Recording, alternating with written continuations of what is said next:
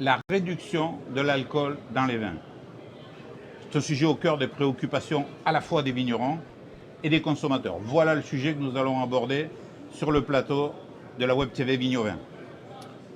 Face aux défis du changement climatique et à l'évolution du goût des amateurs de vin, des solutions innovantes voient le jour en permanence. Pour en parler, j'ai le plaisir d'accueillir Pascal Nolet, chef de produit chez Buchère-Valin, qui nous expliquera comment de son côté la réduction des sucres dans les mous de raisin peut limiter naturellement la teneur en alcool des vins. Puis nous verrons également avec Yannick Cadeau, également chef de produit chez Buchère-Valin, qui lui nous parlera de la réduction de l'alcool directement dans les vins, notamment pour les petites structures viticoles.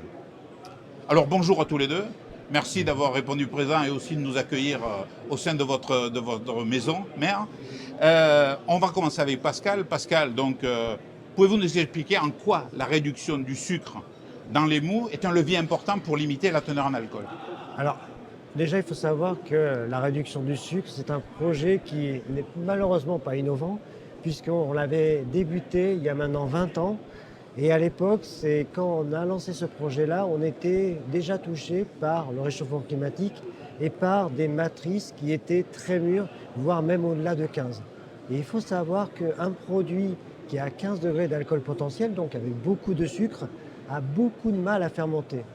C'est un peu à l'image, les levures, il faut savoir que plus le produit est sucré et plus la levure a des difficultés à transformer ses sucres en alcool.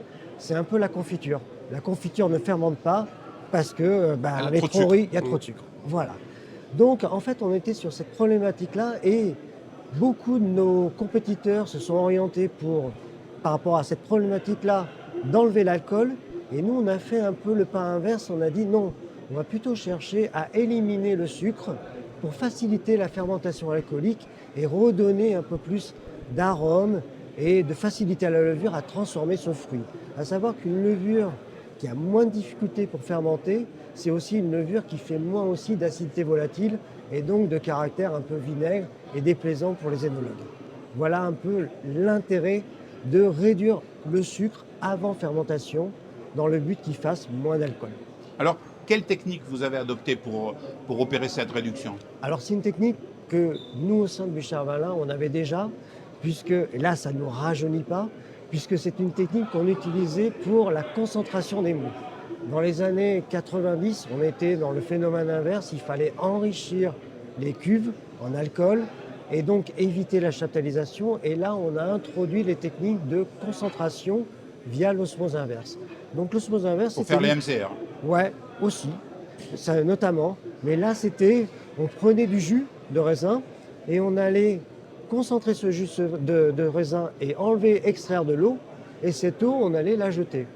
Et bien là, on va faire l'inverse. Ça veut dire qu'on va prendre une fraction du mou de la cuve, on va le concentrer, mais au lieu de jeter l'eau, on va garder l'eau et le concentré, on va l'écarter. Et cette eau, on va s'en servir pour diluer. C'est de l'eau qu'on peut appeler de l'eau végétale ou de l'eau de raisin qui nous sert à diluer notre mou avant fermentation. Alors on comprend bien. Et alors aujourd'hui, la totalité des vignobles sont touchés par le réchauffement climatique et par la montée en sucre de la totalité. Est-ce que ça s'adapte à tous les vignobles et à tous les cépages? Alors complètement, ça peut aussi bien s'adapter à des matrices très riches en sucre, comme on disait les vins Afrique du Sud, Australie, qui sont à plus de 15 degrés d'alcool potentiel, comme des matrices de blanc, Sauvignon, on en a fait cette année, qui sont plutôt en vendange précoce à 11 et qu'on va chercher à descendre de 2 degrés pour qu'ils restent dans le degré minimum du vin et qui s'appelle vin. Et donc, ça donne des matrices, des produits qui sont parfaitement équilibrés et très appréciés. Alors, quels sont les retours, pour conclure avant qu'on passe à Yannick, quels sont les retours que vous avez des clients qui l'utilisent? Alors, les retours, ils sont assez simples. Ça veut dire que comme on est en traitement préfermentaire, l'aromatique du vin n'est pas altérée. Et qui plus est, elle est même mieux parce qu'en fait, la levure a plus de facilité à faire son travail. Elle n'est pas en difficulté. Donc, elle travaille dans de très bonnes conditions et donc alcool et arôme vont ensemble. Voilà. Yannick, oui. De votre côté, c'est plutôt l'alcool qu'on réduit dans la technologie dont vous allez nous parler. Tout à fait. Alors, en quoi la problématique de réduction de l'alcool est différente dans les petites structures que dans les grandes? Bah, c'est un effet d'échelle. On va dire qu'aujourd'hui, toutes les grandes structures qui s'équipent, elles s'équipent d'ateliers de désalcoolisation et on est sur des coûts d'investissement énormes. Ça peut aller de 1 à 4 millions d'euros en fonction de la structure et on va traiter entre 20 et 200 hectoliters. Voyez. Donc on est vraiment sur une échelle dimensionnante, voilà, industrielle. La petite structure, c'est la cave, c'est le vigneron. Il va avoir des petits lots à traiter, des petits volumes. Et aujourd'hui, il n'a pas de solution à sa disposition pour désalcooliser ces vins-là. Parce que le minimum qu'il va falloir, qu'il propose à des sociétés de prestations qui font ces désalcoolisations, c'est minimum 250 hectos, 300 Ah oui. hectos. Et ça coûte. C'est limitatif, Et c'est limitatif. de fait. Voilà. Et donc, c'est de trouver une solution qu'un prestataire de service ou qu'un vigneron puisse s'équiper pour pouvoir traiter ces petits lots.